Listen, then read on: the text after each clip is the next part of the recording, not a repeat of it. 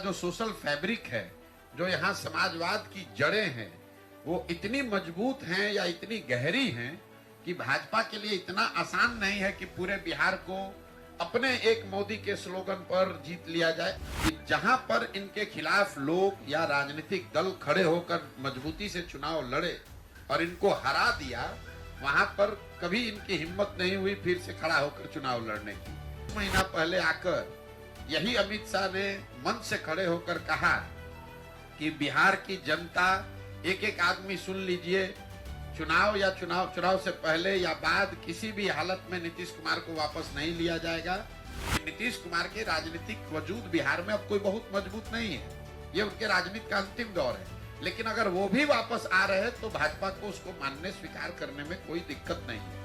देश के प्रधानमंत्री नरेंद्र मोदी सीएम नीतीश कुमार से डरते हैं। जी हां, बिहार के मुखिया सीएम नीतीश कुमार से पीएम मोदी को डर लगता है, तभी वो उनको अपने पाले में हमेशा खींचने का प्रयास करते हैं, उनको अपने पाले में मिला करके चुनाव को पार करने, जीतने का प्रयास करते हैं। ये मैं नहीं कह रहा हूं, ये कहना है जन सुराज के सुप्रीमो प्रशांत किशोर का। प्रशांत किशोर ने पीएम मोदी पर बड़ा हमला बोला है। महीना पहले आकर यही अमित शाह ने मंच से खड़े होकर कहा कि बिहार की जनता, एक एक आदमी सुन लीजिए, चुनाव से पहले या बाद किसी भी हालत में नीतीश कुमार को वापस नहीं लिया जाएगा।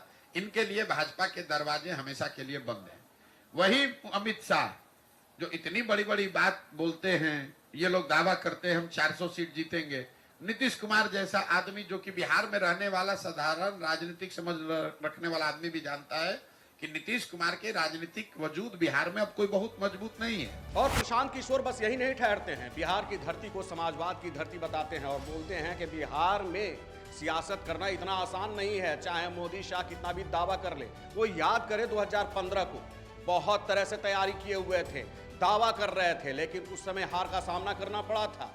जिस भाजपा को आप लोग इतना ताकतवर समझते हैं, यह देश मान रहा है, अमित शाह, मोदी वगैरह, अगर आप इनको गहराई से, करीब से अगर देखना, जानना, समझना चाहेंगे तो आपको पता चलेगा कि जहां पर इनके खिलाफ लोग या राजनीतिक दल खड़े होकर मजबूती से चुनाव लड़े और इनको हरा दिया, वहां पर कभी इनकी हिम्मत नहीं हुई फिर से खड़ा होकर चुनाव लड़ने की।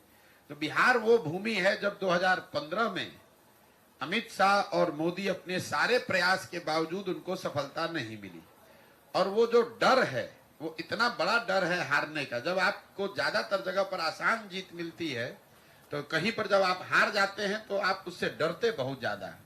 तो कहीं ना कहीं भाजपा को ये डर है, भाजपा की लीडरशिप को, कि बिहार की जो राजनीतिक मैं कहूंगा पृष्ठभूमि है, यहाँ का जो सोशल फैब्रिक है, जो यहाँ समाजवाद की जड़ें हैं, वो इतनी मजबूत हैं या इतनी गहरी हैं कि भाजपा के लिए इतना आसान नहीं है कि पूरे बिहार को अपने एक मोदी के स्लोगन पर जीत लिया जाए। और इस बार भी 40 का दावा कर रहे हैं कि 40 सीटों पर जीत दर्ज करेंगे और उसके लिए वो रणनीति तैयार किए हुए हैं। नीतीश कुमार के नाव पर सवार होकर के पार करने की कोशिश कर रहे हैं भवसागर को।